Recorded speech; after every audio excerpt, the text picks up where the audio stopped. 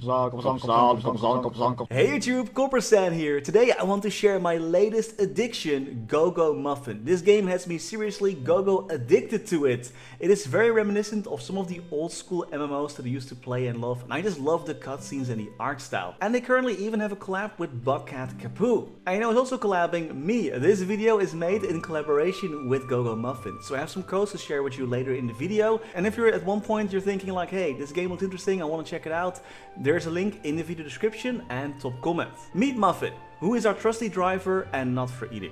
Go Go Muffin is a cozy and casual MMORPG that can be played on mobile and PC using an emulator. There are a total of 5 classes in this game. There's Swordbearer, the Wayfarer, the Scholar, Shadow Lash and Acolyte. Each class can also job advance. For example, the Shadow Lash can class change into the Dark Blade and eventually into the Night Weaver. The Archer class Wayfarer eventually gets more elemental attacks. The Archmage class looks pretty cool with their Thundering Lantern skill, but this one caught my eye the most, the Acolyte. This is the healing supportive class out of the 5, but this class changes into Oracle, where you suddenly summon freaking Cthulhu tentacles. And the third advancement, the Thauma Thur class change, makes you wield multiple elements and fire lasers.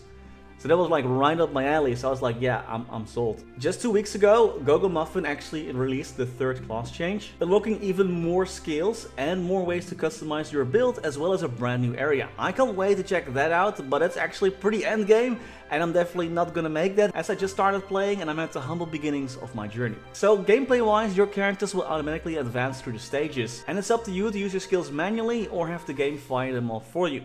And no worries, there also are raids and other content where you actually have to dodge and time your skills right, and many more pieces of content, by the way. You're not just auto farming here. So when I'm farming, I usually just have everything run auto, but then as soon as I enter those raids, yeah, then you actually have to pay attention when I use my shield, when I use my heals. So that's of course when I'm firing my skills off manually myself. For me, the real fun in this game though is more in the upgrading and different ways to build your character.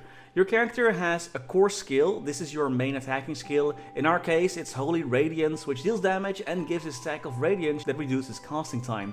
You can also equip up to 3 tactical skills. These are, for example, healing and damaging spells. The Acolyte can also cast shields or buff themselves with skills like Radiant Focus. There's over 14 skills to choose from. You can focus on party healing, removing debuffs, summoning shadow clones is actually quite diverse, or just, dealing damage and exploding the enemies. And there also are passive skills. These are also really diverse, from passive buffs to your core skills, to additional attacks or buffs to your healing. You can even use the Executor skill to change one of your skills that removes your debuffs into a skill that removes the buffs from enemies and deals damage. This skill also reduces your healing effects and instead increases your skill damage, so you can focus more on dealing damage yourself if needed. Skills can also be upgraded to improve their damage or effects, and all skills can be started up by collecting skill fragments at the fortune teller. Starting up skills is actually quite interesting as well. It gives you a passive buff to your character, so even if you're not using all those skills, like there's so many of them, simply upgrading them using the gacha will also give your character actually more benefits, which is quite interesting. And there also are talent trees available where you can customize your character even more. For example, I buffed the light core skill to make it do AoE damage and increased my energy recovery in battle. And then I haven't even unlocked everything yet, like artifacts or Rider's League. And you can set presets if you want to swap between different loadouts. It's pretty fun to just experiment with different skill setups and trying out new combinations. And there are a ton of new skills that you can get with the second and third class change. Your gear also has plenty of options and depth. Items can have set effects, which of course are beneficial to pair.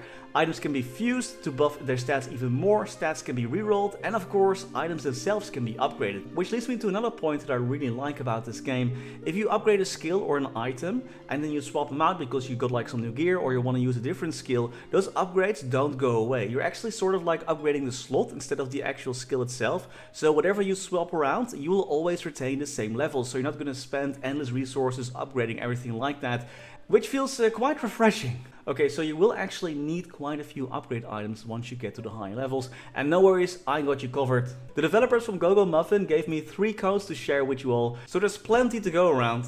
The code Muffin555 will net you diamonds, raw materials and gold. The code MUFFINCREATOR will get you pet food, star EXP and even more gold. You can never have enough gold. And the code SUPERMUFFIN will net you a rare cape. Yeah, no worries, there also are plenty of customization options in this game. Most of your resources will be obtained from clearing stages, as there is no energy system or anything like that. So you can just keep going and going until you're powerful enough to defeat the boss. Make sure to also get rewards from the rookie trails and journey together to get stronger faster. And even if you're not playing, you will still get rewards. You get up to 13 hours of AFK rewards, which of course is always super useful. And as you level up, you'll also unlock trails, where you can team up with other players to defeat huge bosses, or do, for example, the dragon bounty. This is more of a damage check, where you just try to deal as much damage as possible, and then you get a reward based on the damage that your party dealt. This dragon does have some mechanics where you actively have to dodge, so you're better off just playing manually and not let everything auto, because then you're surely to die. Like my party, I mean, they're just taking it like a champ, I guess. And these are just some of the rifts. There also are perilous trails and waves of horror, so you won't get bored just watching your character stomp on some monsters. Of course, you can't just slay monsters and not look slay yourself, you know. So let's head over to the camp to check out how we can dress up. There are a ton of travel events active at this time, including the Bucket Capoo event, where you can get several outfits, like I just got this cute hat. And there are High Roller and Carefree Great Sage events. Here you can buy an outfit or get free pulls. This is where I got this nice staff from, as well as some profile borders. Other events can also reward cosmetic items, like from the Dog Diaries event, which also gives a ton of useful items and resources, and it just looks so cute and fun. The Bucket Capoo event also includes the Luminous Odyssey event, where you can get a free reward, and the Black Bucket Capoo's Journal, which is a board game. You can collect tickets by completing daily quests, which can all be completed simply by playing the game. Each tile on the board will net you a reward, from special event currency to more tickets to play the game, to gameplay resources and much more. Making loops also gets you different rewards, like this Bucket hat, and there is a special store where you can use your event currency to get even more items. For example, I got this black buck hat. On the board you can also unlock a special money tree and an exclusive store for some good deals. This board also has a special section which you can only access by landing on a very special spot, and in this special area you will get even more rewards. And I really like this mount you can get over here. There also is a paper plane event called Operation Paper Wings. You get points by completing certain actions and quests.